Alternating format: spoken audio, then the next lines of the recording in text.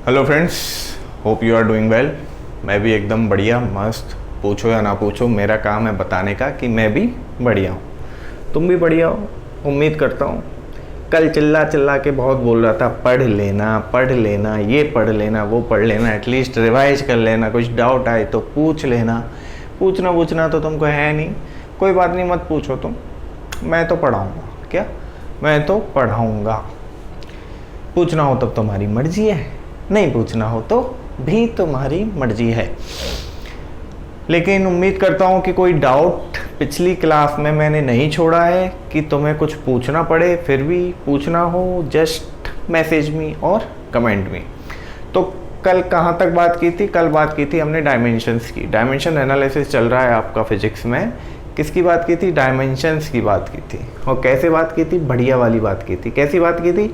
बढ़िया वाली बात की थी। और हमने बताया था कि डायमेंशंस किस लिए यूज करते हैं, बेसिकली फिजिक्स में इसका काम क्या है, फिजिक्स के अलावा और किस सब्जेक्ट में इसका काम क्या है, सब कुछ डिस्क्राइब कर दिया था। इक्वेशंस को करेक्टली प्रूव करना है, इनकरेक्ट प्रूव करना है, किसी इक्वेशन कोई सवाल सॉल्व कर रहे हैं, समझ में नहीं आ रहा, यूनिट्स को बैलेंस कर सकते हैं, डायमेंशंस को चेक कर सकते हैं to see it is dimensionally correct और नॉट। तो बहुत सारे तरीके हैं।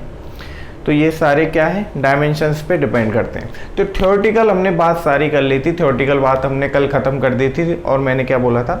आज के पूरे लेक्चर में, क्या आज के पूरे लेक्चर में जितना भी ये लेक्चर होने वाला है 40-50 मिनट का, उस पूरे लेक्चर में बस न्यूमेरिकल कराऊंगा। और वो न्यूमेरिकल जो हैं बहुत बढ़िया वाले कंसेप्चुअल न्यूमेरिकल हैं।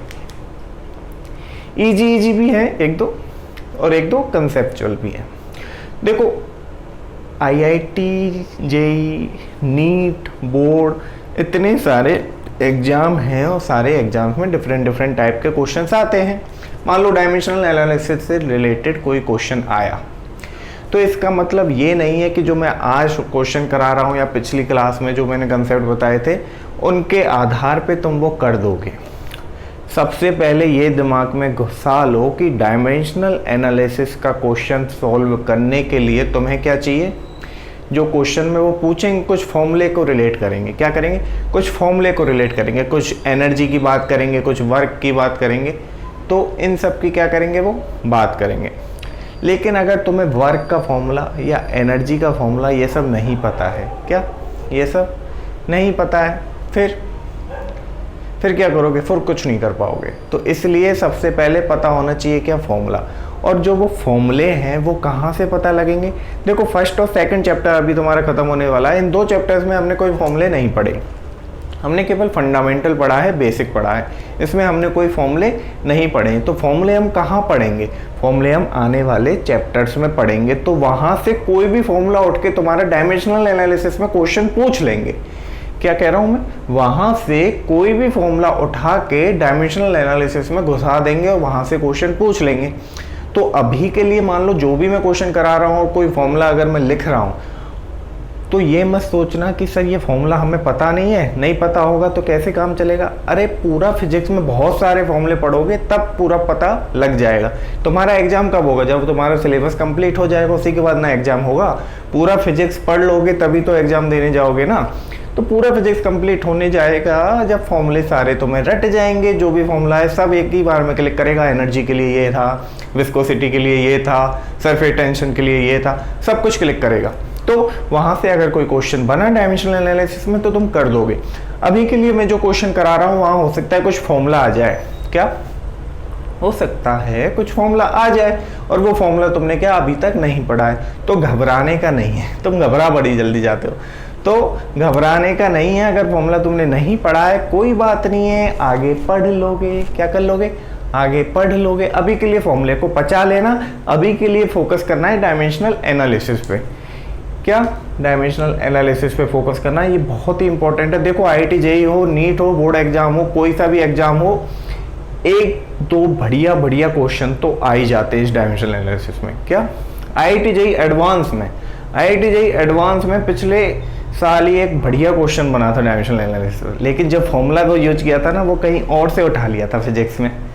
तो अब तक हमने वो फॉर्मूला पढ़ा नहीं है, तो आगे पढ़ेंगे तो टेंशन मत लेना, फॉर्मूले की टेंशन लेने का नहीं है, कंसेप्ट को ध्यान में रखना है, कंसेप्ट को सीखना है कि अगर डायमेंशनल एनालिसिस का क्वेश्चन आएगा तो कैसे करेंगे। वही मैं कंसेप्ट सिखा रहा हूँ कुछ क्वेश्चंस के माध्यम से। तो एक क्वेश्चन पढ़ रहा हूँ मैं, देखो क्वेश्चन में यहाँ लिखूंगा ना बहुत टाइम वेस्ट हो जाएगा, सुनते चलो, मैं क्वेश्चन पढ़ रहा हूँ, मैं यहाँ पे वैसे तुम्हें समझा दूंगा क्या क्वेश्चन था। देखो क्वेश्चन है, consider a simple pendulum having a bob attach to a string that oscillates under the action of the force of gravity. देखो वो पहले ध्यान है तुम लोग को, पहले वो चला करती थी, क्या चला करती थी वो, अब सब बोलोगे सर वो क्या है। पहले चलती थी एक घड़ी, कौन सी, पेंडुलम वाली, पहले चलती थी एक घड़ी पेंडुलम वाली, तो उसी पेंडुलम वाली घड़ी की बात कर रहे हैं। ये कह रहा है कि ये घड़ी है, ड्राइंग पे मत जाना, देखो ड्राइंग उतनी अच्छी नहीं है, ये एक घड़ी है, ये जिसका पेंडुलम है, घंटा जिसे बोलते हैं, ठीक है, ये उसका पेंडुलम है और ये ऐसे घूमता है, ऐसे ऐसे ऐसे ऐसे, इसको क्या बोलते हैं, ऑसिलेशन, क्या बोलते हैं, ऑसिलेशन। और ये क्या है, ये क्या है, पेंडुलम, क्या है, पेंडुलम, क्या है, पेंडुलम। ये कह रहा है ये एक घड़ी है जिसका जो पेंडुलम है वो ऐसे ऑसिलेट कर रहा है और इसके नीचे क्या लगा हुआ है, मास है, ये क्या है, मास, जिसको क्या बोलते हैं, बॉब, क्या बोलते हैं, बॉब। ये कुछ वजन है इसका, ऐसे बॉब बोलते हैं। मान लो इसका मास है क्या, m, और ये जो लंबाई है इसकी, क्या, पेंडुलम की जो लंबाई है वो क्या है, l, और ये है ग्रेविटेशनल फोर्स की वजह से नीचे लटका हुआ है और ये ऐसे घूम रहा है, और जो वो ग्रेविटेशनल फोर्स है वो क्या है, g, ग्रेविटेशनल एक्सीलरेशन, जो ग्रेविटेशनल फोर्स है वो क्या है, g, तो फोर्स ऑफ ग्रेविटी क्या है, g, तो ये फोर्स है, ठीक है, g यहाँ पे। तो क्या कह रहा है ये, suppose that the period of oscillation of simple pendulum depends on its length। जो period of oscillation है, जो oscillation का जो टाइम है, जो पीरियड है, जब ये बजता चालू हुआ और जब तक ये रुकेगा उसे क्या बोलते हैं, टाइम ऑफ ऑसिलेशन।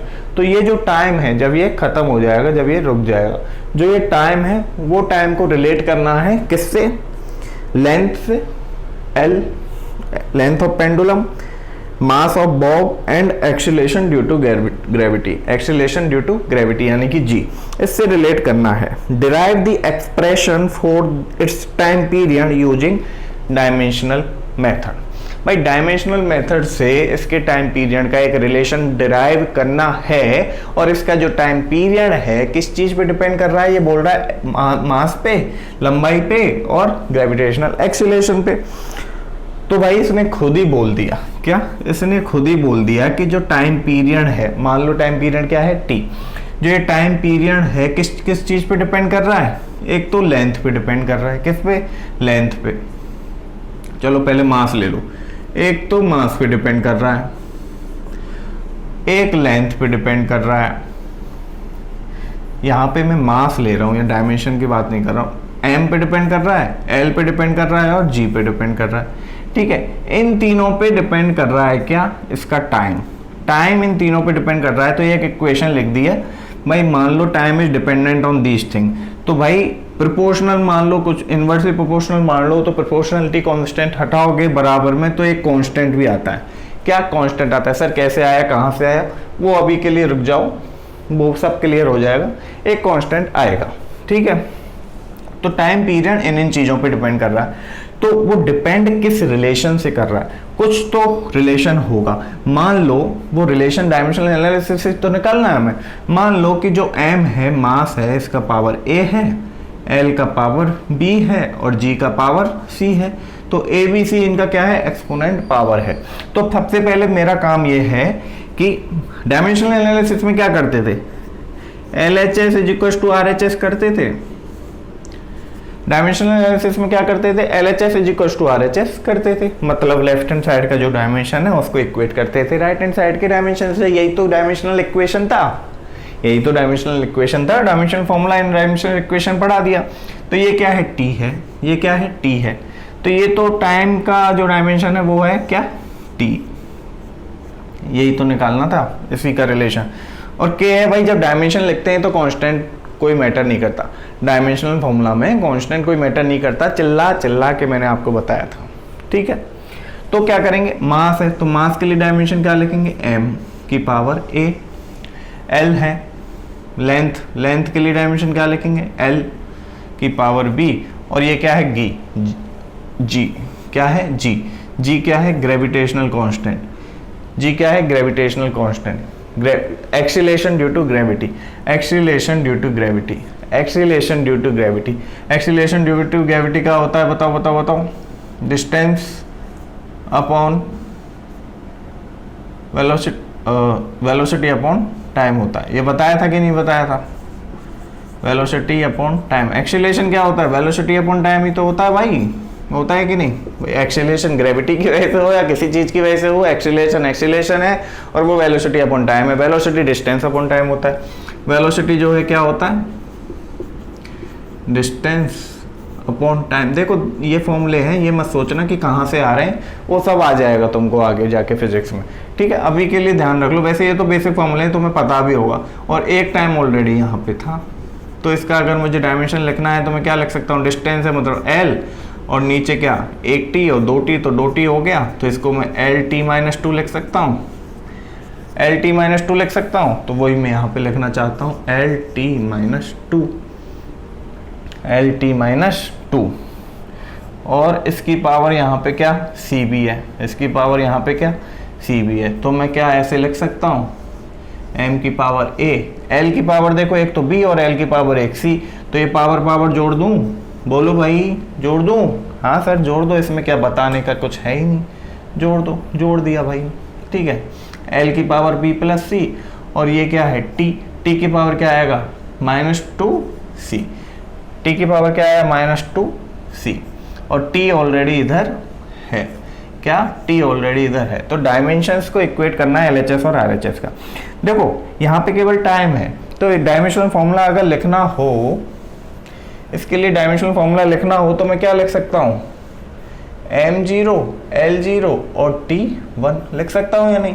देखो मास और लेंथ तो यहाँ है ही नहीं, तो उनको तो 0 हो गया, वो तो 0 पावर मान लेते हैं, ये 1 हो जाता है, और t की पावर 1 यहाँ पे है ही है। इक्वल्स टू किससे इक्वेट करेंगे, इससे इक्वेट कर देंगे, m की पावर a, l की power b plus c and t की पावर -2c। अब LHS इक्वल टू RHS करना था, टाइम के लिए क्या एक रिलेशन निकालना था जो कि लीनियर रिलेशन था। तो अब क्या करेंगे, just equate the exponent, equate the exponents को इक्वेट कर दो।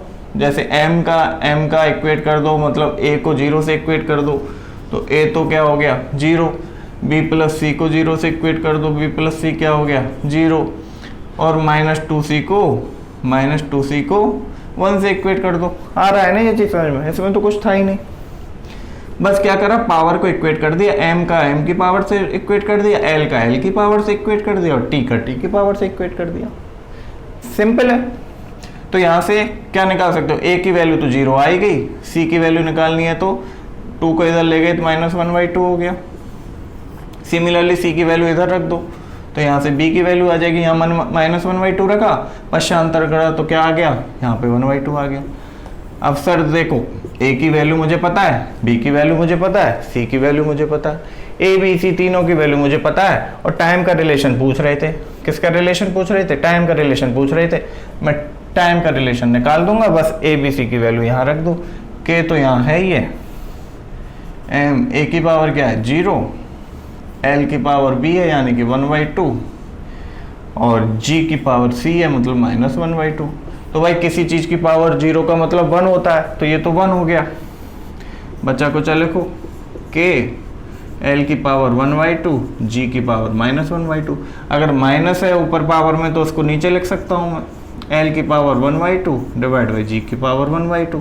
1/2 पावर मतलब रूट में भी लिख सकते हैं इसको, तो t इक्वल टू क्या हो गया, k root of l upon g, k root of l upon g। बताओ भाई जल्दी से क्या डाउट है, एक बार समझा रहा हूँ, जल्दी से सुन लो। क्या है क्वेश्चन, क्या था क्वेश्चन, ये कह रहा था एक पेंडुलम है, एक घड़ी है ये पेंडुलम वाली, जिसका पेंडुलम ऐसे घंटा ऐसे हिलता रहता है, और वो घंटा जब हिलता रहता है तो जब हिलना स्टार्ट हो, मान लो 12 बजे टन, क्या 12 बज के टन, जैसे ही 12 बजे टन तो घंटा हिलना स्टार्ट हो गया। अब ये एक टाइम के बाद हिलना रुक जाएगा। वो क्या टाइम होगा उसी टाइम को पूछ रहा है, वो क्या टाइम होगा उसी टाइम को पूछ रहा है, जिसे बोला है इसने टाइम ऑफ ऑसिलेशन। क्या बोला है? Time of oscillation. तो ये कह रहा है, क्वेश्चन में कहा है चिल्ला चिल्ला के कि जो टाइम ऑफ ऑसिलेशन है वो किस चीज पे डिपेंड करेगा? लेंथ ऑफ पेंडुलम पे। क्या? लेंथ ऑफ पेंडुलम पे। ग्रेविटेशनल एक्सीलेशन जी पे, acceleration due to gravity G पे डिपेंड करेगा, और मास ऑफ द बॉब, और ये जो घंटे में नीचे लटका रहता है बॉब, उसका जो मास है उस पे डिपेंड करेगा। तो वो डिपेंडेंसी कैसे होगी? इस इक्वेशन के हिसाब से होगी। वो कह रहा है ना लीनियर डिपेंडेंस है। क्या डिपेंडेंस है? तो ये ए बी सी हमने कुछ भी अपने हिसाब से मान लिया कि इनका कुछ एक्सपोनेंट तो होगा, डिपेंडेंसी निकालनी है, सीधा थोड़ी लिख सकते हैं MLG लिख दिया। कुछ डिपेंडेंसी जो निकलेगी इनके आधार पे निकलेगी, ABC के आधार पे। तो बस करना क्या था, उसने कहा डायमेंशनल एनालिसिस से बताओ। क्लियरली क्वेश्चन में बोल दिया डायमेंशनल एनालिसिस से बताओ इसका टाइम का और ये MLG के साथ क्या रिलेशन है। तो बस कुछ नहीं सर, दोनों का डायमेंशन LHS RHS इक्वेट कर दिया मैंने, तो LHS RHS इक्वेट कर दिया। अब भाई जी का नहीं पता तुम्हें, ये फॉर्मूले वगैरह तो नहीं हो पाएगा क्वेश्चन, इसलिए ये सब आगे पढ़ोगे तुम, कहाँ से आ रहा है कैसे आ रहा है सब पढ़ोगे, ठीक है। तो उसकी टेंशन मत लो, अभी के लिए कंसेप्ट समझ लो कि डायमेंशनल एनालिसिस से ऐसा क्वेश्चन आ रहा है तो कैसे करना है। समझ गए? समझ गए? समझ गए? हाँ पता है मुझे, समझ गए तुम। यहाँ दिख रहा है कि नहीं दिख रहा? अरे यार नहीं दिख रहा है ना, बोल दिया करो ना नहीं दिख रहा है तो। ये दोबारा लिखूं क्या? देखो ये तो दिख रहा है G equals to velocity upon time. चलो दोबारा लिख देता हूँ, G equals to velocity upon time दिख रहा है, यहाँ लिख रहा हूँ देखो, G equals to velocity upon time दिख रहा है। तो वेलोसिटी होता है क्या? Distance upon time. वेलोसिटी क्या होता है? Distance upon time. अब तो दिख रहा होगा, दिख रहा है, और एक टाइम ऑलरेडी वहाँ पे था। डिस्टेंस क्या होता है? एल। डायमेंशन क्या है डिस्टेंस का? एल। टाइम का टी, इसका भी टी, 2t हो गया। क्या हो गया? 2t हो गया। तो एल अपॉन टी स्क्वायर, इसको मैं क्या लिख सकता हूँ? L T minus two, L T minus to लिख सकता हूँ। ये समझा दिया था मैंने, दोबारा लिख रहा हूँ क्योंकि तुम लोग को ना इधर दिख नहीं रहा है, मुझे पता है। समझ गए? चलो जल्दी जल्दी भाई, इतना टाइम एक क्वेश्चन में देंगे तो कैसे काम चलेगा? वो मैं इतना टाइम तो मैं इसलिए दे रहा हूँ ताकि तुम्हारे दिमाग में घुस जाए। क्या? तुम्हारे दिमाग में घुस जाए, नहीं तो ये क्वेश्चन लल्लू टप्पू क्वेश्चन है ना, 1 मिनट भी नहीं लगना चाहिए। क्या? 1 मिनट भी नहीं लगना चाहिए क्वेश्चन सॉल्व करने में, जहाँ मैंने 10 मिनट लगा दिए। कोई बात नहीं, तुम्हारे समझ आना चाहिए। अगला क्वेश्चन देखो, क्वेश्चन पढ़ रहा हूं मैं, क्वेश्चन नहीं लिखूंगा, बहुत टाइम लग जाएगा। क्वेश्चन लिखूंगा नहीं, डायरेक्ट मैं पढ़ रहा हूं। Find the dimensional formula of universal constant of gravitation G. Find, question लिख देता हूं, नहीं लिख रहा, चलो लिख देता हूं, छोटा है। Find the dimensional formula of universal constant, universal gravity constant। क्या? universal gravity constant, वही ग्रेविटेशनल जी की बात कर रहे हैं, कांस्टेंट, ठीक है। when, यहाँ पे कुछ रिलेशन दे रखा है उसने। when जो g है, g is equals to f, g is equals to what? Sorry, relation दे रखा है f इज इक्वल टू, अब ये मत सोचना कि कहाँ से आया, ये सब तुम पढ़ोगे, वैसे इसने तो दे ही रखा है। f is equal to G m1 m2 upon r square. देखो ये कहाँ से आया, पूरा डेरिवेशन करेंगे। ये कहाँ से आया, इस चीज़ का पूरा डेरिवेशन करेंगे आगे जब नेक्स्ट चैप्टर स्टार्ट होगा। और अभी के लिए तो इस क्वेश्चन ने डायरेक्टली दे रखा है, find the dimensional formula of universal gravity constant, मतलब जी। इस जी के लिए डायमेंशनल फॉर्मूला निकालना है व्हेन एफ यानी कि force is equal to G into m1 m2 यानी कि मास है ये, डिवाइड बाई आर स्क्वायर, और आर है जो है रेडियस है। ये किस चीज़ का रिलेशन है, कहाँ से डेराइव हुआ, कैसे आया, उस चीज़ पे ध्यान नहीं देना है। क्या करना है? डायमेंशनल फॉर्मूला निकालना है जी के लिए, ठीक है। तो सॉल्यूशन कैसे करेंगे भाई, जी के लिए निकालना है, जी के लिए पूछा है तो पहले तो जी इधर आना चाहिए, क्या आना चाहिए, जी इधर आना चाहिए। तो कैसे लिख सकते हो इसको, रीअरेंज कर रहा हूँ बस जी को। तो अगर जी इधर आ गया तो r F into r square divide by m1 m2 लिख सकता हूँ, लिख सकते हो। f क्या है, f क्या है, f फोर्स है सर, f क्या है, f फोर्स है। f इक्वल टू क्या होता है, ma। कहाँ से आया, बाद की बात है टेंशन मत लो यार, बात की बात है, बात की बात है, इसका मतलब ये नहीं है कि मैं बताऊंगा नहीं, मैं आपको सब बता दूंगा कैसे आएगा। आगे चैप्टर मैंने पहले ही बता दिया, 10 मिनट पहले मैंने खर्च कर दिए इस चीज़ पे आपको बताते बताते कि कोई फॉर्मूला आए तो घबराना नहीं है। पूरा फिजिक्स में बहुत फॉर्मूले पढ़ेंगे, उसके बाद डायमेंशनल एनालिसिस का क्वेश्चन सॉल्व होगा। अभी के लिए फॉर्मूला एज इट इज याद कर लो, ठीक है। तो फोर्स जो है एम यानी कि मास इंटू एक्सीलरेशन। जो मास को तो मैं m से रिप्रेजेंट कर सकता हूँ डायमेंशनल एनालिसिस में। एक्सीलरेशन मैंने क्या अभी बताया आपको, क्या था, ml minus two, ml minus two. तो मैं कैसे लिख सकता हूँ, ml माइनस टू लिख सकता हूँ। तो इसको टोटल में m square l minus two लिख सकता हूँ कि नहीं, m square l minus two लिख सकता हूँ कि नहीं, बताओ बताओ, m square l minus two लिख सकता हूँ कि नहीं, लिख सकते हो सर, क्या लिख सकते हो, सही है ना। अरे अरे अरे अरे अरे अरे तुम लोग एल थोड़ी है वो, क्या है बताओ बताओ बताओ। एक्सीलरेशन के लिए अभी तो मैंने निकाला था M T minus two, M T minus two था। तुमको इतना माल लगाऊंगा ना, पता कुछ होता नहीं है तुम्हें, पता कुछ होता नहीं है, भूल जाते हो। देखो एक्सीलरेशन अभी अभी क्या बताया मैंने, उधर डिराइव किया था, दोबारा कर रहा हूँ, वेलोसिटी अपॉन टाइम। और वेलोसिटी क्या होता है, बोलो, डिस्टेंस अपॉन टाइम। वेलोसिटी होता है डिस्टेंस अपॉन टाइम, और एक टाइम ऑलरेडी है, एक टाइम ऑलरेडी है। तो डिस्टेंस को मैं लिखूंगा क्या, एल से रिप्रेजेंट करूंगा, और time into time T square, तो L T minus two, L T minus two. ये क्या है, किसके लिए है, ये एक्सीलरेशन के लिए। तो फोर्स और m एक ऑलरेडी है, तो फोर्स के लिए डायमेंशन अगर मैं लिखूं तो m आएगा ही, और एक्सीलरेशन के लिए L T minus two, M L T minus two. Force के लिए क्या हो गया, M L T minus two, force आ गया। अब ये क्या है, r, ये क्या है, r मतलब एक डिस्टेंस है, r मतलब एक डिस्टेंस है। तो r स्क्वायर को मैं कैसे लिख सकता हूँ, एल स्क्वायर। डिस्टेंस को कैसे रिप्रेजेंट करोगे, एल से, r स्क्वायर को मैं एल स्क्वायर लिख सकता हूँ। और ये क्या है, मास है, मास है, मास को मैं m से रिप्रेजेंट करूंगा। तो g is equal to f क्या था, m l t minus two. f क्या है, m l t minus two. R square क्या है, एल स्क्वायर, आर स्क्वायर क्या है, L square divide by m1 m2। m को किससे रिप्रेजेंट किया, m। भाई डायमेंशंस में मास को कैसे रिप्रेजेंट करते हो, m से ना। यहाँ m1 m2 दोनों ही m है, तो m स्क्वायर लिखूंगा कि नहीं, m स्क्वायर लिखूंगा कि नहीं, m स्क्वायर लिखूंगा कि नहीं, लिखूंगा, बोलो ना यार, m स्क्वायर लिखूंगा। इनको रीअरेंज कर सकते हो, कर सकते हैं सर। m स्क्वायर ऊपर गया तो m की पावर माइनस टू हुआ, m माइनस टू हुआ, m1 ऑलरेडी था ही, तो m माइनस वन ऊपर बचा, m माइनस वन ऊपर बचा, L1 ये रहा, L2 ये रहा, L1 ये रहा, L2 ये रहा, तो L3 लिख सकता हूँ इसको, और T माइनस टू लिख सकता हूँ इसको। देखो ध्यान से, कुछ गड़बड़ है, कोई गड़बड़ नहीं।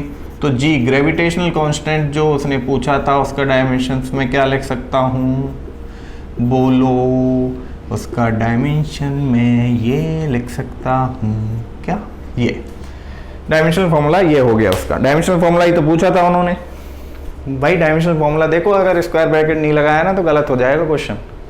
क्या, स्क्वायर ब्रैकेट नहीं लगाया तो गलत हो जाएगा क्वेश्चन। तो स्क्वायर ब्रैकेट किसका रिप्रेजेंटेशन है, डायमेंशन का रिप्रेजेंटेशन है।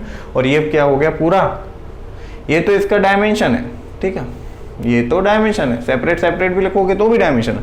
ये पूरा क्या है, पूरा है डायमेंशनल फॉर्मूला। और ये पूरा क्या है, ये पूरा है डायमेंशनल इक्वेशन। चिल्ला चिल्ला के लास्ट क्लास में बताया था, अब बार बार थोड़ी ना बताते हैं।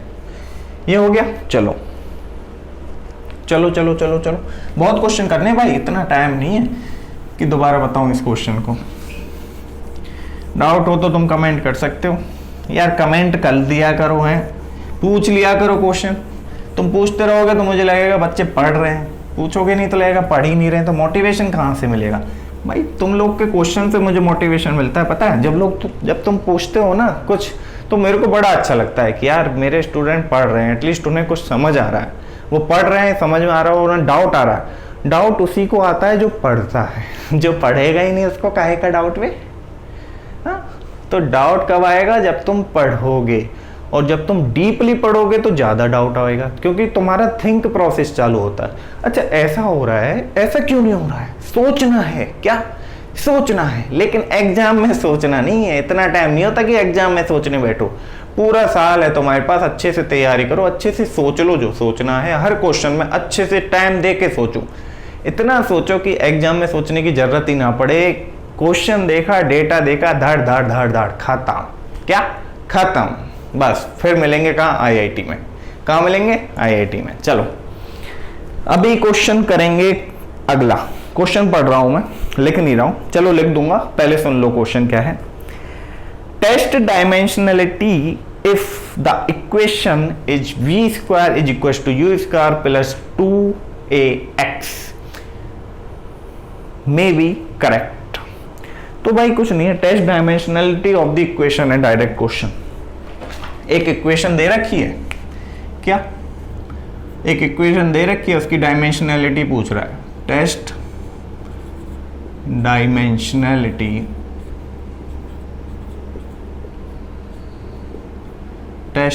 Dimensionality of equation v square is equal to u square plus 2ax। v square is equal to u square plus 2ax। ये कोई इक्वेशन दे के रखी है, ये कोई इक्वेशन दे के रखी है, बोला है डायमेंशनैलिटी टेस्ट करो। डायमेंशनैलिटी मतलब बस ये बताओ कि ये जो इक्वेशन है ये डायमेंशनली करेक्ट है या नहीं, ये जो इक्वेशन है डायमेंशनली सही है या गलत है, बस ये पूछ रहा है। तो जब डायमेंशनली कोई चीज़ सही गलत पता लगानी होती है, जब डायमेंशनली कोई चीज़ सही गलत पता लगानी होती है तो क्या करते थे? LHS का dimension is equal to RHS का डायमेंशन। LHS का dimension is equal to RHS का डायमेंशन। तो बताओ, देखो ये वेलोसिटी है, ये वेलोसिटी है, ये एक्सीलरेशन है, और ये x क्या है? ये कोई डिस्टेंस है। क्या? ये कोई डिस्टेंस है, क्वेश्चन में दे के रखा है। ये मत बोलो सर आपको तो पता, आप तो बोलते जा रहे हो, हमें क्या पता है x डिस्टेंस है। क्वेश्चन में दे के रखा है, और नहीं भी दे के रखा होगा ना तो इक्वेशन देखते ही तुम समझ जाओगे क्या है। v स्क्वायर, हाँ, v square is equal to u square, v square is equal to u square plus 2as। Newton law में पढ़ने वाले हो तुम, नेक्स्ट चैप्टर में मजा आएगा। ये सब इक्वेशन उधर ही पढ़ोगे। v equal to ut plus half at square, हाँ, v square u square 2a सब पढ़ोगे। तो ये इक्वेशन क्वेश्चन में दे के रखा है। क्वेश्चन ये भी बोल रहा है कि ये दोनों वेलोसिटी है, ये फाइनल वेलोसिटी, ये इनिशियल वेलोसिटी, ये एक्सीलरेशन है, इस एक्सीलरेशन से कोई भाग रहा है किसी x डिस्टेंस के लिए। एक और बात बता दूं, कल बताया था मैंने भागना स्टार्ट किया यहाँ से। मेरी इनिशियल वेलोसिटी क्या है? u। इनिशियल वेलोसिटी क्या है? u। मैं यहाँ पहुँच गया किसी एक्सीलरेशन के साथ, वो एक्सीलरेशन था a, और ये जो डिस्टेंस मैं यहाँ से यहाँ तक आया वो डिस्टेंस है x, और जो वेलोसिटी है इस पॉइंट पे जब मैं यहाँ पहुँच गया वो वेलोसिटी है क्या? Final velocity, that is v। तो बस LHS इक्वल टू RHS करना है। Dimensions of LHS is equal to RHS। कैसे करोगे? सिंपल। ये क्या है? वेलोसिटी है सर। वेलोसिटी अभी तो आप जब से चला के बता रहे हो, बार बार थोड़ी बताते रहोगे, सीधा लिख दो। वेलोसिटी का डायमेंशन क्या होता है? LT-2। वेलोसिटी का डायमेंशन LT-2 होता है। ये भी वेलोसिटी है भाई, ऊपर 2 भी है, ध्यान रखना। ये ऊपर 2 भी, ऐसे मत भूल जाना, मैं भूल जाता हूँ बार बार। इधर भी ये भी वेलोसिटी है प्लस 2। अरे ये वेलोसिटी है, ये एक्सीलरेशन था भाई, ये वेलोसिटी है। क्या है? वेलोसिटी। ठीक है, 2 इंटू ए, एक्सीलरेशन क्या है? LT-2, और x क्या है? डिस्टेंस है, यानी कि कोई L। डिस्टेंस को किससे रिप्रेजेंट करोगे? एल से। वेलोसिटी पता है ना, अब भी कितना बताऊं, velocity is equal to distance upon time. Velocity is equal to distance upon time. Distance को एल से रिप्रेजेंट करते हैं, टाइम को टी से, तो क्या लिख सकते हो? L T minus 1। समझ गए? और एक्सीलरेशन 4 बार कैलकुलेट कर दिया है कल से, अब बार बार करता रहूंगा क्या? हो गया? कर लूंगा यार, घबराओ नहीं। देखो, नाराज नहीं होने का। आप कहोगे कि सर नहीं बार बार करो, नहीं पता मुझे, बार बार करो, 10 बार करूंगा, कोई दिक्कत नहीं है। लेकिन अभी तो किया था 2 मिनट पहले, अभी करूं क्या? करूं? नहीं करूंगा। चलो आ जाओ वापस। LHS इक्वल टू RHS करना है, तो इसको मैं क्या लिख सकता हूं? L2, क्या लिख सकता हूं? L2 T minus 2। सिमिलरली यहां क्या लिख सकता हूं? L2 T माइनस 2 प्लस, भाई देखो इसका तो कोई रोल होगा ही नहीं डायमेंशन में, तो सीधा ही लिख लो। तो क्या लिख सकते हो? यहाँ भी क्या हो गया? L2, यहाँ L1 है ना, ये भी 1 है, तो L2 हो गया T minus 2, L2 T minus 2, T minus 2। देखो ये भी L2 T माइनस 2, ये भी L2 T माइनस 2, ये भी L2 T माइनस 2। इनको जोड़ भी दोगे तो क्या लिख सकते हो? 2 L2 T माइनस 2। लेकिन कॉन्स्टेंट कोफिशिएंट का तो कोई रोल ही नहीं है ना डायमेंशन में। अल्टीमेटली डायमेंशन क्या है? अल्टीमेटली LHS का डायमेंशन क्या है? L2 T minus 2। और RHS का डायमेंशन भी क्या है? L2 T minus 2। मतलब LHS और RHS का जो डायमेंशन है वो इक्वल है। मतलब this equation is dimensionally correct. This equation is dimensionally correct. Similarly कुछ नहीं था इस क्वेश्चन में, तो क्या इस क्वेश्चन में कुछ भी नहीं था। चलो एक और क्वेश्चन पढ़ रहा हूँ बढ़िया सा। क्या कर रहा हूँ? एक और क्वेश्चन पढ़ रहा हूँ बढ़िया सा। Just 1 second. हाँ भाई क्या बोल रहा था मैं? सॉरी, वो बैकग्राउंड नॉइज था तो चेक कर रहा था प्रॉब्लम्स। It's okay now. कुछ बैकग्राउंड प्रॉब्लम होना, कुछ नॉइज वॉइज आए तो अवॉइड कर देना। क्या कर देना? अवॉइड कर देना। ऐसा तो करना मत कि वो उस आवाज़ पे नाचने लग जाओ। अरे बैंड बाजा बज रहा है, किसी की बेचारे की शादी हो रही है, तुम नाचोगे क्या? नाच सकते हो, लेकिन तुम्हारी हो तब नाच लेना, दोस्त की हो तब नाच लेना। ये थोड़ी असर पढ़ा रहे हैं बोर्ड पे, बैकग्राउंड में सर डेक की वो डीजे की आवाज़ आ रही है, मैं नाचने लग गया, मेरे तो कंसेप्ट ही उड़ गया। नाचना वाचना बाद में, जब रिजल्ट आएगा IIT JEE का, जब रिजल्ट आएगा IIT JEE का तो मिलके नाचेंगे। क्या? मिलके नाचेंगे। चलो नाचना वाचना बाद में करेंगे, पहले क्लियर। हाँ, क्या चल रहा था? क्वेश्चन पढ़ा रहा था। क्या कर रहा था? क्वेश्चन पढ़ा रहे थे सर। क्वेश्चन मैंने अभी 4 क्वेश्चन करा दिए, एक और क्वेश्चन है बढ़िया वाला, सुन लो। लिख नहीं रहा हूँ, सुन लो। क्वेश्चन क्या कह रहा है? Young's modulus of steel is 19 into 10⁻10 newton per metre square. जो स्टील है उसका यंग्स मॉड्यूलस जो है, अब बोलोगे सर यंग्स मॉड्यूलस क्या होता है?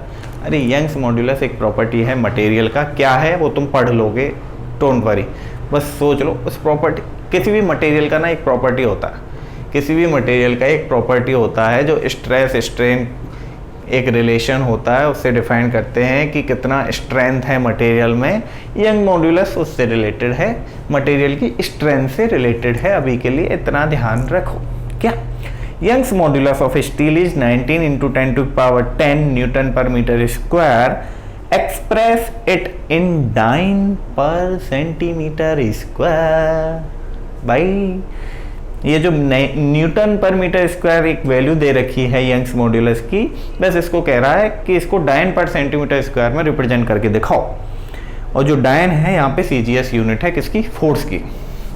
तो क्वेश्चन कह रहा है यंग्स मॉड्यूलस मान लो y है, यंग्स मॉड्यूलस y है जिसकी वैल्यू दे रखी है 19 into 10⁻10 newton per metre square. और क्या कह रहा है question? Express it in dyne per centimetre square, D small. Express it in dyne per centimetre square. और ये जो है क्या है? फोर्स की यूनिट है। और क्वेश्चन में कह के रखा है, तुम्हें नहीं भी पता है ना, तो क्वेश्चन में कह के रखा है कि ये क्या है? एक फोर्स की यूनिट है। किसकी यूनिट है? ये किसकी यूनिट है? फोर्स की यूनिट है। किसकी यूनिट है? फोर्स। ठीक है, तो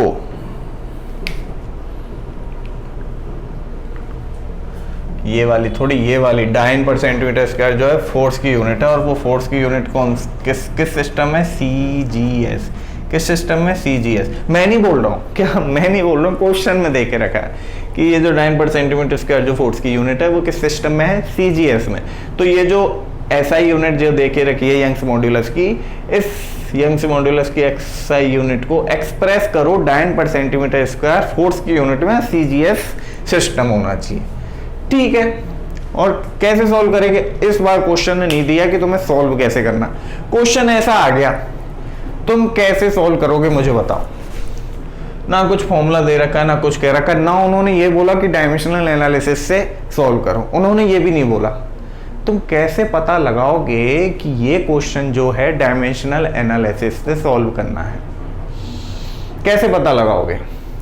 सर पहले तो हम क्वेश्चन को देखेंगे, क्या ऑब्जर्व करेंगे, क्या करेंगे, ऑब्जर्व करेंगे, क्वेश्चन को अच्छे से देखेंगे, और देखने पे पता लग रहा है कि यहाँ एक कुछ यूनिट दे रखी है, उसने कहा है कि इस यूनिट में एक्सप्रेस करना है, तो यूनिट कन्वर्जन की सी बात हो रही है, MKS CGS सिस्टम और SI सिस्टम की बात हो रही है। मतलब ये जो क्वेश्चन है ये units and measurement and dimension से है, ये क्वेश्चन जो है फिजिक्स चैप्टर 2 से है। तो बस आ गया डायमेंशनल एनालिसिस, जहाँ यूनिट दिख गया, डायमेंशन दिख गया, वहाँ आ गया डायमेंशनल एनालिसिस। तो कैसे करोगे, करना क्या है सर इसमें? देखो सबसे पहले तो ये जो यंग्स मॉड्यूलस है ना, इसको तुम डायमेंशंस की फॉर्म में लिख लो। ये क्या दे रखा है, न्यूटन पर मीटर स्क्वायर दे रखा है ना, तो न्यूटन किसकी यूनिट होती है तुम्हें पता होना चाहिए, न्यूटन यूनिट होती है फोर्स की। न्यूटन किसकी यूनिट होती है, फोर्स की। और ये क्या मीटर स्क्वायर है, मीटर को L से रिप्रेजेंट करते हैं, मीटर स्क्वायर है तो L इंटू L स्क्वायर हो गया, समझ गए। और फोर्स क्या है, फोर्स अभी मैंने बताया था, फोर्स F इक्वल टू क्या होता था, ma होता था, m को m से, और a जो क्या था L-T-2 था, mL-T-2, ये क्या है, फोर्स।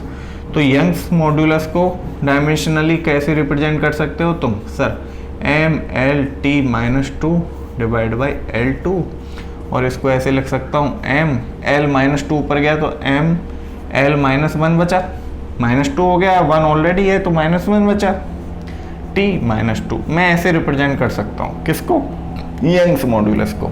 यंग्स मॉड्यूलस को मैं ऐसे रिप्रेजेंट कर सकता हूँ, यंग्स मॉड्यूलस को मैं ऐसे रिप्रेजेंट कर सकता हूँ, फिर बोल रहा हूँ, यंग्स मॉड्यूलस को मैं ऐसे रिप्रेजेंट कर सकता हूँ। तो ये कब तुमने रिप्रेजेंट किया, जब इसकी यूनिट क्या थी, न्यूटन पर मीटर स्क्वायर। इसको तुमने कैसे रिप्रेजेंट किया, mL-1 T-2। सर ऐसे रिप्रेजेंट किया, कैसे रिप्रेजेंट किया, सर ऐसे रिप्रेजेंट किया। लेकिन ऐसे नहीं करना है, क्या ऐसे नहीं करना है, इसको रिप्रेजेंट करना है डाइन पर सेंटीमीटर स्क्वायर में।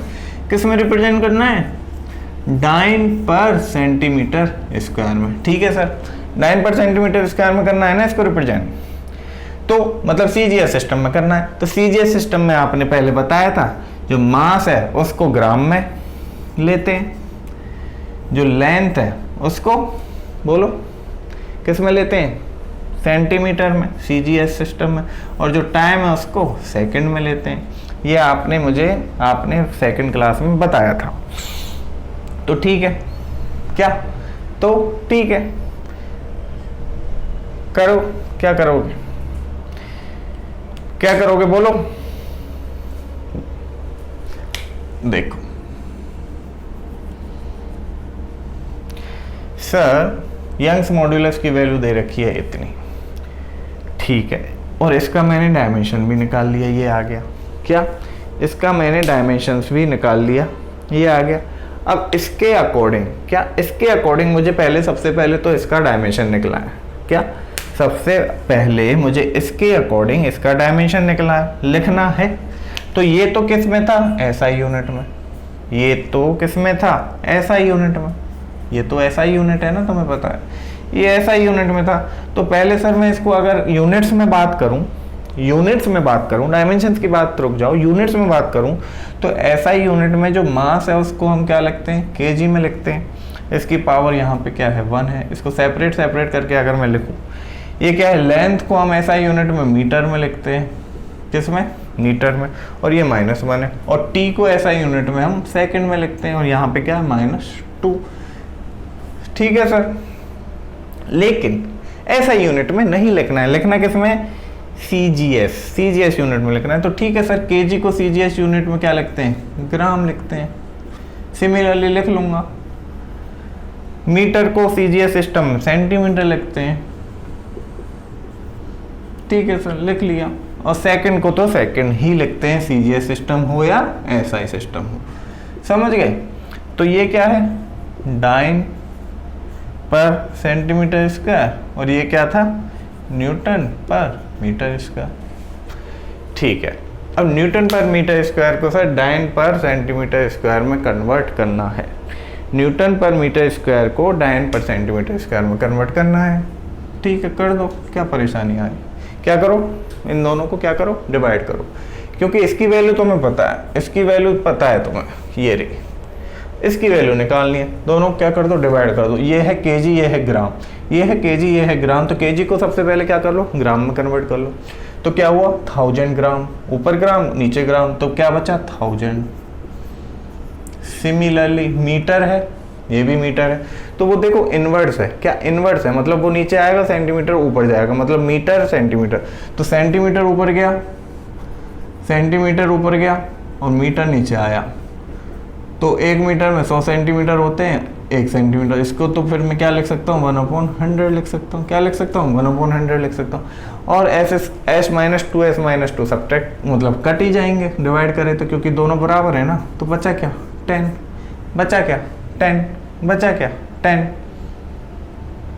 बस अब क्या है, अब तो सर कुछ बचा ही नहीं, क्या, अब तो सर कुछ बता ही नहीं। जो ये न्यूटन पर मीटर स्क्वायर था, इसको सीजीएस सिस्टम में जब आपने लिखा तो वैल्यू आई 10। तो मैं लिख रहा हूँ 1 न्यूटन पर मीटर स्क्वायर जो है, 1 न्यूटन पर मीटर स्क्वायर जो है, उसे जब सीजीएस सिस्टम में लिखा तो वैल्यू आई क्या, 10।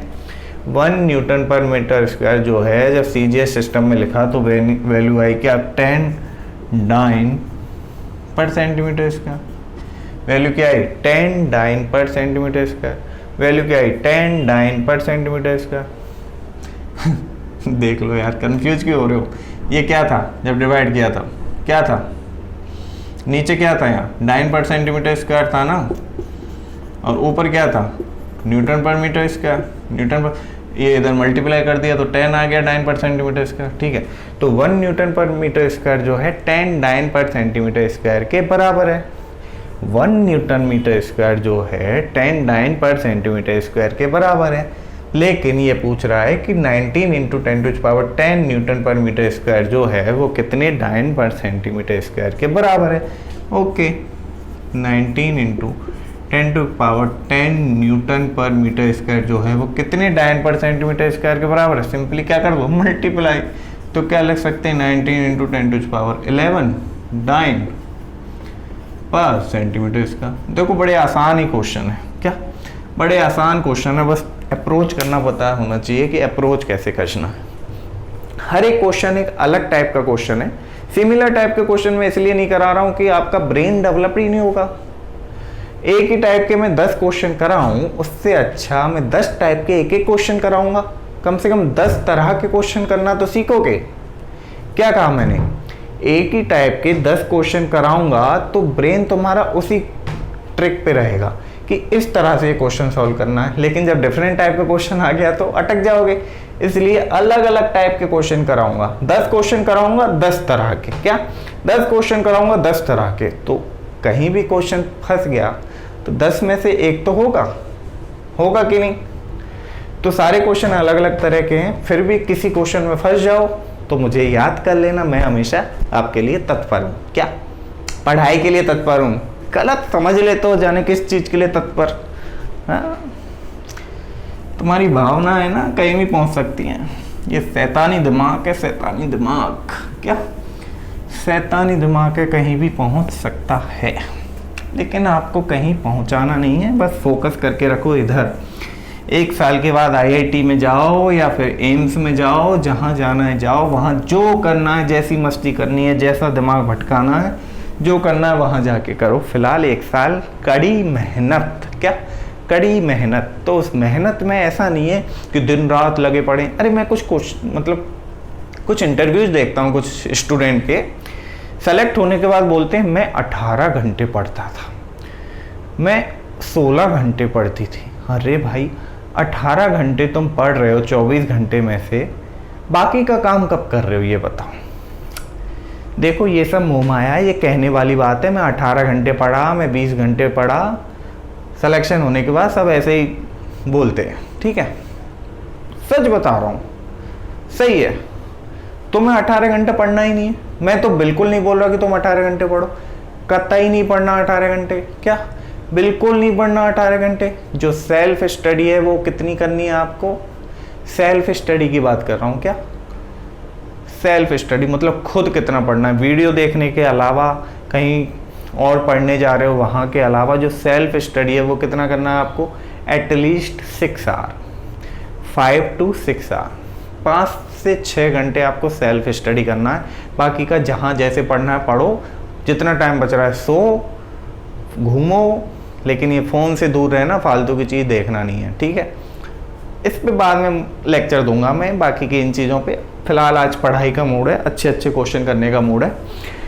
चलो 2 क्वेश्चन और हैं अच्छे वाले, सुनो ध्यान से। क्वेश्चन पढ़ रहा हूँ, ध्यान से सुनो।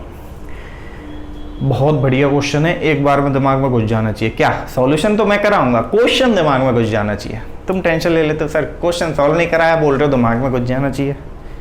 क्वेश्चन तो घुसाओ दिमाग में, सॉल्यूशन तो मैं बताऊंगा ना कैसे करना है। क्वेश्चन सुनो ध्यान से, इधर मैं जो बोल रहा हूँ उस पर ध्यान दो, लिख नहीं रहा हूँ। When a solid sphere moves through a liquid, the liquid opposes the motion with a force F. देखो कोई बड़ा सा कंटेनर है, तुम्हें फील चाहिए ना। देखो क्या है? बड़ा सा कंटेनर। क्या है? बड़ा सा कंटेनर। क्या है? बड़ा सा कंटेनर। और एक बॉल तुमने इसमें फोर्सफुली हाथ से पकड़ के रखा। एक बॉल जो है फोर्सफुली तुमने हाथ से पकड़ के रखा और आगे की तरफ कैसे भी ऐसे फेंकने की कोशिश की। आगे की तरफ ऐसे फेंकने की कोशिश की किसी वेलोसिटी v से। आगे की तरफ इधर फेंकने की कोशिश की किसी वेलोसिटी v से। लेकिन ये जो लिक्विड है, मैं ये नहीं कह रहा ये वाटर है, ऑयल है, क्या है, ये जस्ट लिक्विड है। ये जो लिक्विड है वो क्या कर रहा है? इस पे कुछ फोर्स लगा रहा है। ये जो लिक्विड है इस बॉल पे कुछ अपोजिट फोर्स लगा रहा है, जो इसको आगे जाने से क्या कर रहा है? रोक रहा है, इसे आगे जाने नहीं दे रहा। कुछ फोर्स लगा रहा है ये लिक्विड इस बॉल पे कि वो आगे नहीं जा पाए, कुछ ना कुछ फोर्स लग रहा है। तो उस फोर्स की वजह से जो इस बॉल का, जो इस स्फीयर का मोशन है वो रुक रहा है, ठीक है। द मैग्नीट्यूड, तो फोर्स की जो वैल्यू है, the magnitude of F depends on the coefficient of viscosity. इस लिक्विड की कुछ विस्कोसिटी होगी। क्या? इस लिक्विड की कुछ विस्कोसिटी होगी। विस्कोसिटी। अब विस्कोसिटी क्या होती है? विस्कोसिटी एक प्रॉपर्टी है लिक्विड की जो मोशन को अपोज करता है, ठीक है। आगे पढ़ोगे तुम सब कुछ आएगा, अभी सुन लो बस, मैंने थोड़ा सा बता दिया आपको, आइडिया दे दिया। तो इस लिक्विड की कुछ विस्कोसिटी है जिसका कोफिशिएंट क्या है? ईटा। जिसका कोफिशिएंट क्या है? ईटा, ठीक है। तो ये कह रहा है कि ये जो फोर्स है एक तो इसकी विस्कोसिटी पे डिपेंड कर रहा है, दूसरा the radius of the sphere. दूसरा ये जो फोर्स है इसकी रेडियस पे डिपेंड कर रहा है। किसकी रेडियस पे? ये जो स्फीयर है इसकी रेडियस पे डिपेंड कर रहा है, और मान लो वो रेडियस क्या है? r। तीसरा and speed v of the sphere, और इसकी स्पीड पे क्या? इसकी स्पीड पे, इज इट स्पीड और व्हाट? यस, इसकी स्पीड पे डिपेंड कर रहा है। किसकी स्पीड पे? इस बॉल की स्पीड पे, और वो स्पीड क्या है? वो स्पीड है क्या? v। तो भाई ये जो फोर्स था, लिक्विड जो इस बॉल पे लगा रहा था फोर्स, इसके मोशन को अपोज करने के लिए, देखो मैं पानी में आगे बढ़ना चाहता हूँ एक स्पीड के साथ, लेकिन पानी मुझ पे कुछ फोर्स लगा रहा है या कोई भी लिक्विड है वो मुझ पे फोर्स लगा रहा है, मेरे को आगे भागने में प्रॉब्लम हो रही। देखो एक तो तुम सिंपली एयर में ऐसे भागो, क्या, एक तो तुम सिंपली एयर में ऐसे भागो, ऐसे आराम से भाग लोगे, कोई ज्यादा परेशानी नहीं होगी। और एक ऐसे तुम पानी में भागो, पानी में परेशानी होगी, क्यों, क्योंकि जो पानी है वो आप पे कुछ एक फोर्स लगा रहा है जो आपके मोशन को रेस्ट्रिक्ट कर रहा है, जो आपके मोशन को प्रॉब्लम क्रिएट कर रहा है, आपको आगे बढ़ने में बाधा उत्पन्न कर रहा है। और जो वो बाधा है वो क्या है, किसी फोर्स की वजह से, जो लिक्विड आपके ऊपर लगा रहा है उसकी वजह से, और वो फोर्स है एफ। और क्वेश्चन कह रहा है ये जो फोर्स है ये किस चीज पे डिपेंड करेगा, एक तो विस्कोसिटी पे डिपेंड करेगा ईटा, एक रेडियस ऑफ बॉल पे डिपेंड करेगा आर, और एक स्पीड पे डिपेंड करेगा, किसकी स्पीड, इस बॉल की स्पीड पे डिपेंड करेगा। ठीक है, तो ये जो फोर्स है इन चीजों पे डिपेंड कर रहा है। अब क्वेश्चन क्या कहेगा, assuming that f is proportional to the different power of these quantity। तो ये जो f है, क्वेश्चन कह रहा है assuming that this f is proportional to different powers of these quantity, मान लो a b c, f is proportional to different powers of these quantities।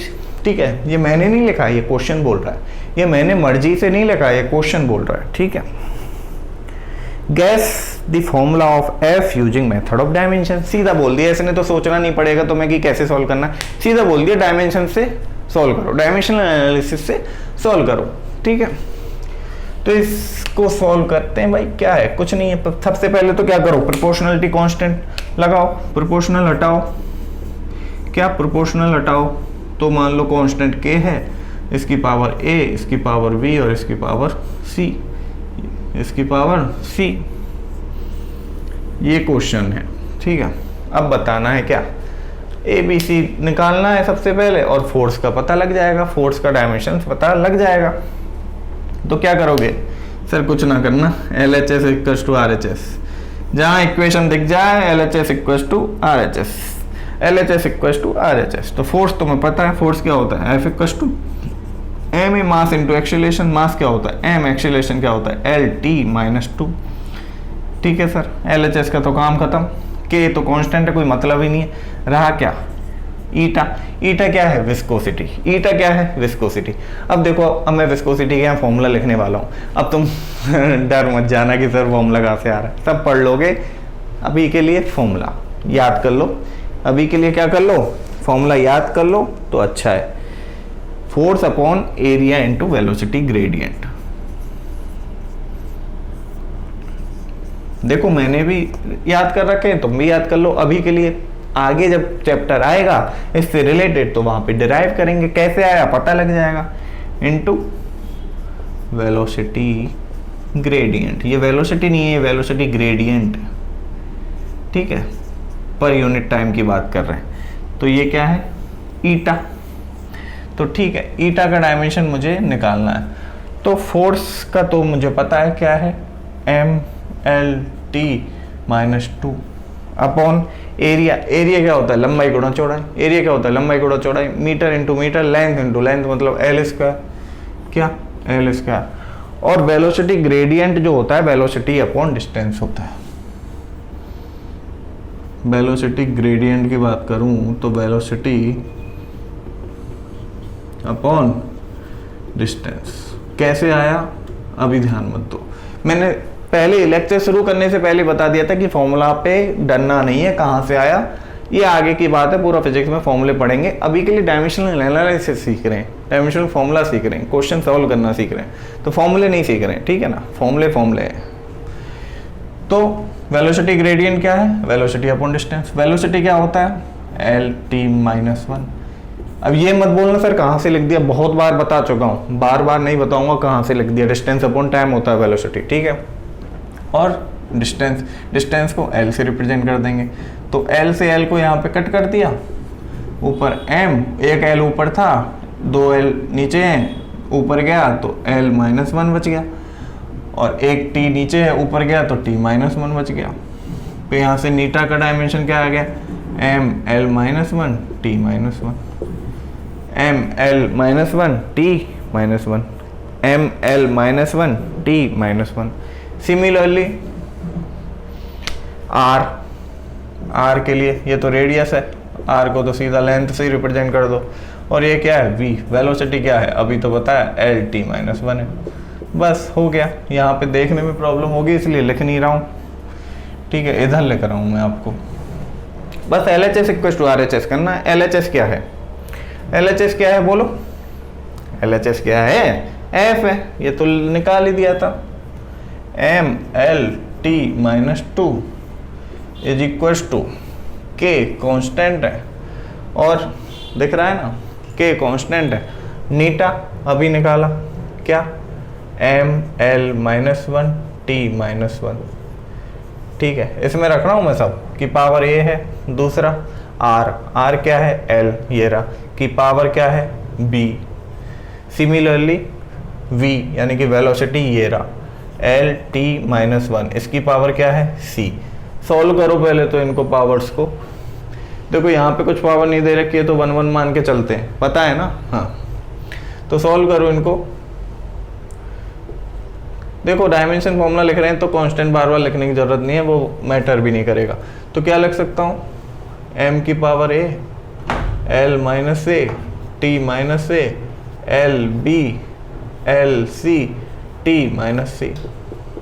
तो m a, L का देख लो, या -a है या b है या c है, तो L -a plus b plus c, और T -a -c, समझ गए।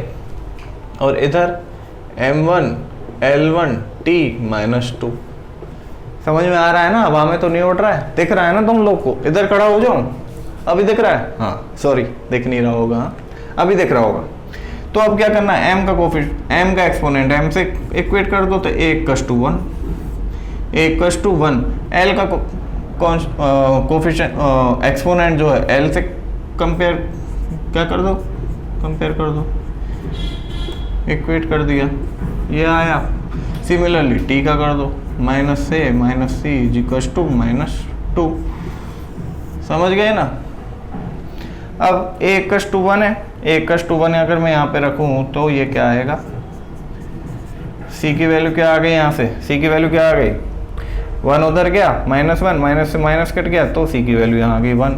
a की वैल्यू पता है, c की वैल्यू पता है, यहाँ रख दो, a क्या है 1 है, -1 प्लस b, c की वैल्यू भी क्या है 1 है, इज इक्वल टू 1, 1 से 1 कट गया तो b की वैल्यू क्या आ गई 1।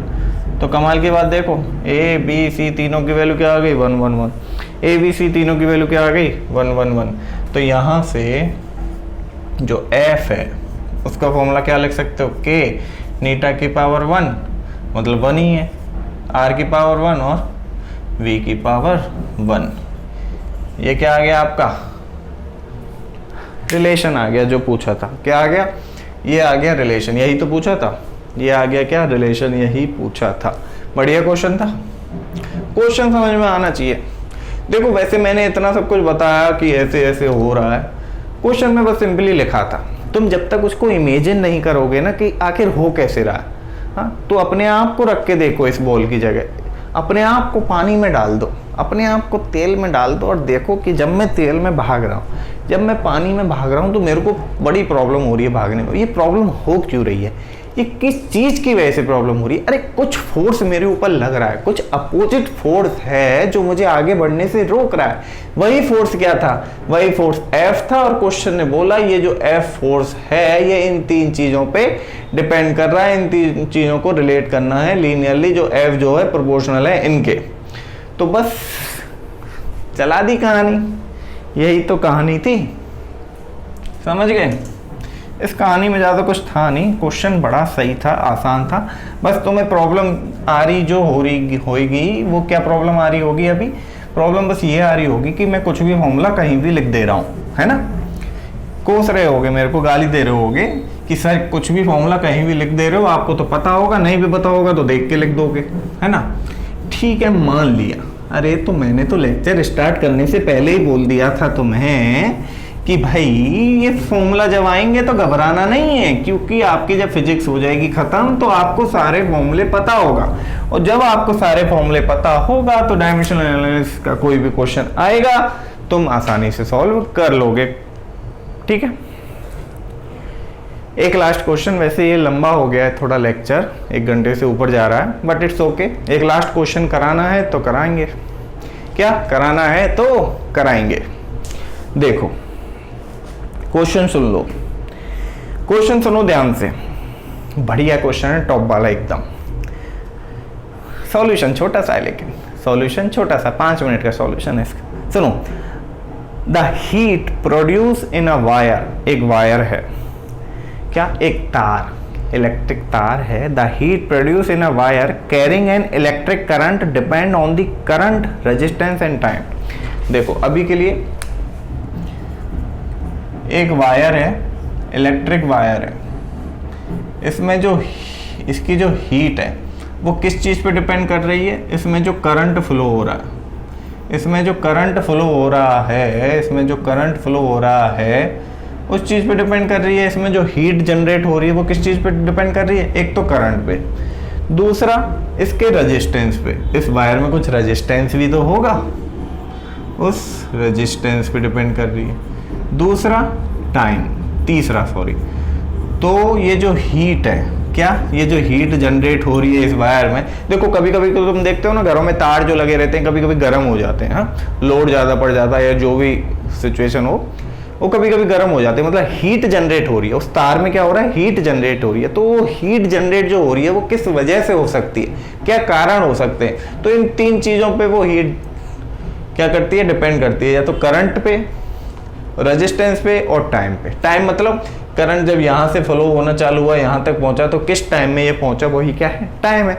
तो इन चीज़ों पे ये हीट जनरेशन क्या है, डिपेंड करता है। ये क्वेश्चन ने पहली लाइन ये थी। अब अज्यूम करना है, क्या मान के चलो, that the dependence is of product of powers type, dependence of product of powers type. Similarly अभी जो था वही है, gas an equation between these quantity using dimensional analysis. Question ने बोल दिया सीधा सीधा डायमेंशनल एनालिसिस यूज करो, गैस करो इक्वेशन, इसका रिलेशन बताओ इनके साथ। जब एक क्या है पावर्स में रिप्रेजेंट करना है, जैसे पिछले क्वेश्चन किया था, सेम डिटो, बस क्वेश्चन समझना है, करना सेम ही है लेकिन क्वेश्चन समझना है, ठीक है। The dimensional formula of resistance, resistance का डायमेंशनल फॉर्मूला गिवन है, रेजिस्टेंस का डायमेंशनल फॉर्मूला क्या है, गिवन है। अगर तुम लोग को नहीं पता है तो मैं लिख रहा हूं, मैं क्या लिख रहा हूं, मेरे को भी नहीं पता, ये क्वेश्चन ने दे के रखा है। रेजिस्टेंस का डायमेंशनल फॉर्मूला ये क्वेश्चन ने दे के रखा है। ये करंट है भाई, इलेक्ट्रिक करंट, ठीक है, एम्पियर से डिनोट करते थे, ठीक है, नहीं सॉरी, इलेक्ट्रिक करंट नहीं है ये इंटेंसिटी है, इंटेंसिटी है जो बताया था मैंने जो, ठीक है। And heat is a form of energy, और क्वेश्चन बोल रहा है heat is a form of energy, form of energy. जो ये हीट है ये एक एनर्जी का रूप है, ये जो हीट है एक एनर्जी का रूप है। तो भाई इक्वेशन बताओ, इस हीट को रिलेट करो कैसे भी इनसे, जब वो एक पावर्स में एक्सप्रेस करना है, ठीक है। रेजिस्टेंस और टाइम ये सब बताइए, सिंस हीट इज एनर्जी। तो भाई एनर्जी देखो क्या करेंगे, चलो कुछ भी करने से पहले मैं तुमसे पूछना चाहूंगा, अभी जो लास्ट क्वेश्चन कराया डिट्टो सेम करना है, कुछ नहीं नया नहीं है इसमें। सबसे पहले क्या करोगे, सर डायमेंशनल एनालिसिस की बात कर रहे हो, हीट को रिलेट करना है, इनसे एक लीनियर इक्वेशन लिखनी है, उनके कुछ एक्सपोनेंट लगाने और LHS RHS इक्वेट कर देना, ठीक है। तो क्या करोगा, हीट को रिलेट करना है किससे, करंट I, रेजिस्टेंस R और time T। Current I, resistance R और टाइम T से क्या करना है, रिलेट करना है, ठीक है। क्या करना है, रिलेट करना है, और इनकी कुछ पावर होगी A B C, तभी तो पावर निकालोगे तो अपना रिलेट होगा, और K हो गया क्या, कांस्टेंट, ठीक है सर। सबसे पहले तो मेरे को LHS की बात करनी है, लेफ्ट हैंड साइड की। अभी आपने बताया heat is a form of energy, और जो एनर्जी है वो क्या होती है, एनर्जी जो है क्या होती है बताओ, फोर्स इनटू डिस्टेंस।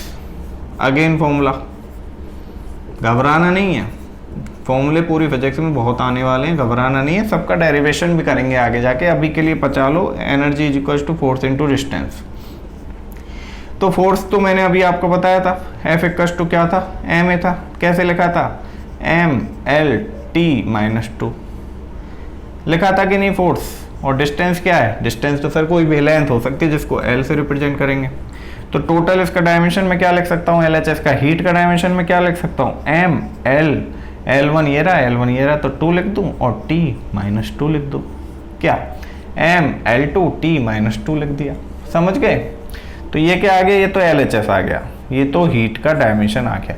अब मेरे को RHS पता लगाना है। ये क्या है I, ये क्या है I, RHS की बात कर रहा हूँ। I को ऐसे की ऐसे रख दिया, I की पावर क्या है A, और रेजिस्टेंस ये दे के रखा, क्या रेजिस्टेंस ये दे के रखा M L2 T - 2 I - 2। ठीक है, दे के रखा है भाई, मैं कुछ नहीं कर रहा हूँ। क्या ये दे के रखा है, ये दे के रखा है, मैंने कहीं से नहीं लगाया, ये दे के रखा है, मैंने बस यहाँ उठा के रख दिया। लेकिन ध्यान रखो रेजिस्टेंस की पावर B भी है, तो ये पावर लगाना कतई ना भूले, मैं बार बार भूल जाता हूँ। T क्या है, टाइम, T क्या है, टाइम, तो सिंपली T रख दो, T की पावर C। अब कुछ नहीं करना, B को पहले तो यहाँ देखो I की पावर A है, B को भी अंदर क्या कर दो, अंदर ले लो डायमेंशंस में, B L2B T - 2B I - 2B T C और कर लो। देखो I ये है तो क्या करो, ऐड कर दो, I की पावर A - 2B आ गया, M की पावर B आ गया, I हो गया, M हो गया, अब L की पावर 2B आ गया, और T की पावर -2B प्लस C।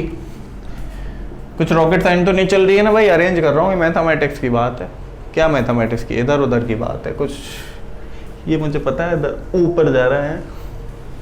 अरे कभी कभी ऐसे फ्लो में चलता जाता है, अब ऐसे देख लो, उसको क्या फ़र्क पड़ रहा है। देख पा रहे हो ना, जब मैं देख सकता हूँ तो तुम काहे नहीं देख सकते वे, देख लो, क्या कर लो, देख लो। ठीक है, अब कुछ नहीं करना सर, MLT I तो है ही नहीं इधर, I नहीं है तो सर क्या करो, I लिख लो, बस आप नाम के लिए और 0 लगा दो, आप नाम के लिए I लिख लो और 0 लगा दो इधर, कोई बात नहीं, कोई फर्क नहीं पड़ेगा। ठीक है, तो 0 से इसको इक्वेट कर दो, A - 2B = 0।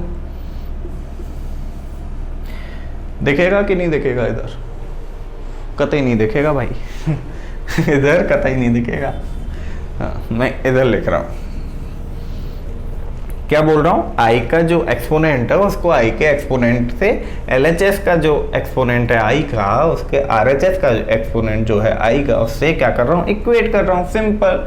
A - 2B = क्या, 0। सिमिलरली M का यहाँ पे क्या है, 1 है, और M का यहाँ पे क्या है, B है, तो B = 1 आ गया सिंपली। सिमिलरली L का यहाँ पे 2B है, L का यहाँ पे 2 है, तो 2B = 2, B = 1, B ऑलरेडी निकाल चुके हैं, खैर और निकाल दिया दोबारा, हैंस प्रूव की सही किया है। T का -2 है, यहाँ पे T का क्या है, -2B प्लस C = what, -2 -2। तो यहाँ से C निकाल लेंगे क्योंकि B तो 1 है, तो -2 प्लस C = -2 से -2 कट गया, तो C क्या आ गया, 0। C क्या आ गया, 0।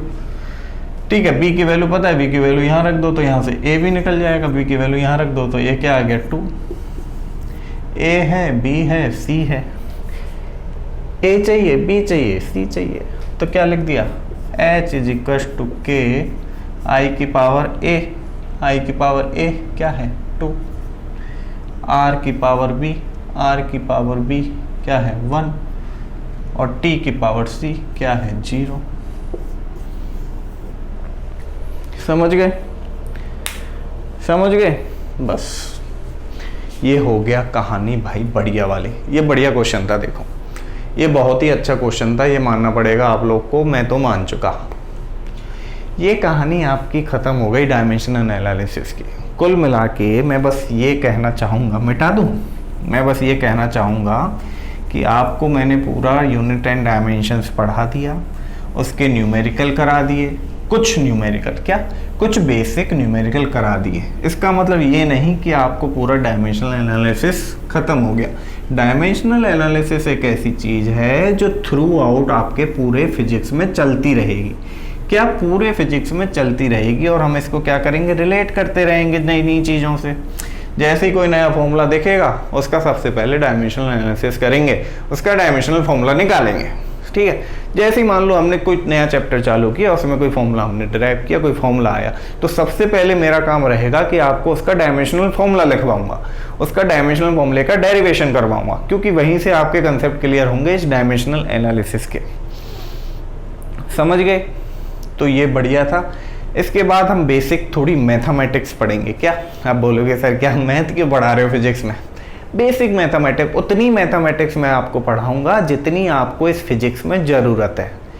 क्या? उतनी मैथमेटिक्स मैं आपको पढ़ाऊंगा जितनी आपको इस फिजिक्स में ज़रूरत है। देखो अभी आप 10th क्लास पढ़ के आए हो, 9th क्लास पढ़ के आए हो, तो 10th 9th क्लास में हो सकता है कि आपसे कुछ चीज़ें मिस हो गई हों, या वो चीज़ें आप नहीं पढ़ पाए हो जो आपको ज़रूरत पड़ने वाली है आगे आने वाले चैप्टर्स में। ठीक है, तो बेसिक मैथमेटिक्स में स्टार्ट करूंगा नेक्स्ट लेक्चर में, जो कि आपके यूजफुल होगी सारे पूरे फिजिक्स में। ठीक है, क्योंकि जैसे भी कोई नया चैप्टर फिजिक्स का चालू हुआ, मोशंस, न्यूटन्स लॉ, वो जब भी चालू होगा वहाँ पे जब भी तुम क्वेश्चन सॉल्व कर रहे होगे तो कुछ मैथमेटिक टूल की ज़रूरत पड़ सकती, कुछ वेक्टर्स आ सकते, कुछ भी आ सकता है। तो वो मैथमेटिक टूल कहाँ से क्लियर होंगे? इस जो अब मैं पढ़ाने वाला हूँ वहाँ से क्लियर होंगे, क्योंकि वहाँ पे हर क्वेश्चन के लिए तो मैं मैथ्स नहीं पढ़ाने लग जाऊँगा। तो इसलिए एक बार में कुछ 2-3 लेक्चर में हम पूरा मैथमेटिक्स ख़त्म कर देंगे, जो आपको यूजफुल आने वाला है किसमें, जो आपको काम आने वाला है आने वाले चैप्टर्स में। तो खुशी की बात ये है, क्या खुश हो जाओ, बहुत बढ़िया बात बताने वाला हूँ, 1 सेकेंड में। खुशी की बात ये है, क्या क्या है सर? चैप्टर, खुशी की बात यह है चैप्टर 2, खुशी की बात यह है यूनिट्स एंड डायमेंशंस।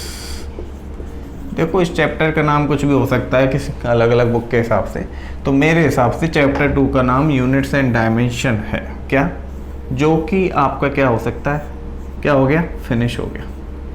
फिनिश बोले तो ये चैप्टर ओवर, इस चैप्टर की कहानी ओवर। खुशी की बात, आपके 2 चैप्टर ओवर हो चुके हैं फिजिक्स के। ये 11th क्लास की फिजिक्स की बात कर रहा हूँ, IIT JEE या फिर नीट एग्ज़ाम में जो फिजिक्स आएगी, जो क्वेश्चंस आएंगे तगड़े वाले, जो भी कुछ भी आने वाला है, वो सब जो 2 चैप्टर हैं आपके। पहला फिजिकल वर्ड, हालांकि फिजिकल वर्ड में कुछ उतना था नहीं कुछ कराने को, वो एक इंट्रोडक्शन था, बेस था, फाउंडेशन था, जो क्लियर हो चुका। इसमें जो था वो मैंने आपको बता दिया। तो आपका ये चैप्टर 2 भी क्या हो गया है, फिनिश हो गया। चैप्टर 3 चालू करेंगे, नाम मैं अभी नहीं बताऊंगा क्या है चैप्टर का नाम।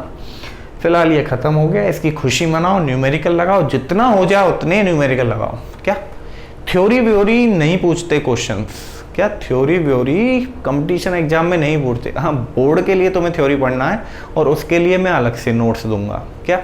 उसके लिए वो अलग से नोट्स होंगे, उनकी टेंशन मत लो। थ्योरी की जो मैंने पढ़ाया वो बस दिमाग में घुसा रहना चाहिए। देखो तुम थ्योरी पढ़ोगे भी नहीं ना बुक की, ये मेरी गारंटी है कि जब तुम बुक एक लाइन भी पढ़ोगे ना तो तुम्हें समझ में आ जाएगी कि सर ने बोला था, सर ने वीडियो में चिल्ला चिल्ला के ये लाइन बताई थी, अच्छे से बोला था। तो एक एक लाइन आपको मैं पढ़ा रहा हूँ, एक एक लाइन क्लियर कर रहा हूँ। फिर भी कोई भी डाउट है तो पूछ लेना। देखो आप पूछते रहोगे, मेरे को मोटिवेशन मिलता रहेगा, मोटिवेशन मिलता रहेगा, मैं नए नए क्वेश्चंस लाता रहूँगा, नए नए कॉन्सेप्ट बताता रहूँगा, उसी जोश के साथ पढ़ाता रहूँगा, इसी जोश के साथ पढ़ाता रहूँगा। देखो 1 घंटा पढ़वा लो चाहे 4 घंटे पढ़वा लो, जोश मेरा ऐसा ही रहने वाला है। कब? जब मुझे मोटिवेशन मिलेगा तुम लोगों से। मोटिवेशन कैसे मिलेगा? लाइक करो वीडियोज को, क्या करो?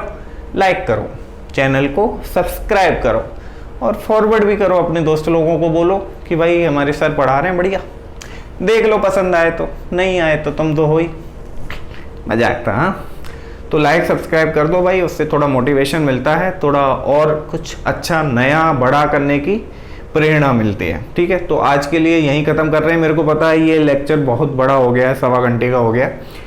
इसमें न्यूमेरिकल कराए ना तो यार समझाने में टाइम लग जाता है, न्यूमेरिकल को समझ गए। करने में तो 2 मिनट का काम है, अभी तुम कॉपी पेन लेके बैठो, फट से सॉल्व हो जाएगा 2 मिनट में। लेकिन वो 2 मिनट का क्वेश्चन समझाने के लिए मेरे को 10 मिनट लग जाता है कि तुम्हारे दिमाग में घुस जाए। क्या हो जाए? तुम्हारे दिमाग में घुस जाए। तो अभी घुस गया है, मेरे को पता है। कल मिलेंगे नए जोश के साथ, नए टॉपिक के साथ, नई एनर्जी के साथ, नई कहानी के साथ। कहानी नहीं सुनाई ना बहुत दिन से, आज पूरा लेक्चर पढ़ाई पढ़ाई पढ़ाई, कहानी सुनाई नहीं। कल कहानी सुनाएंगे बढ़िया वाली। आज के लिए चलो चलते हैं, टाटा बाय बाय।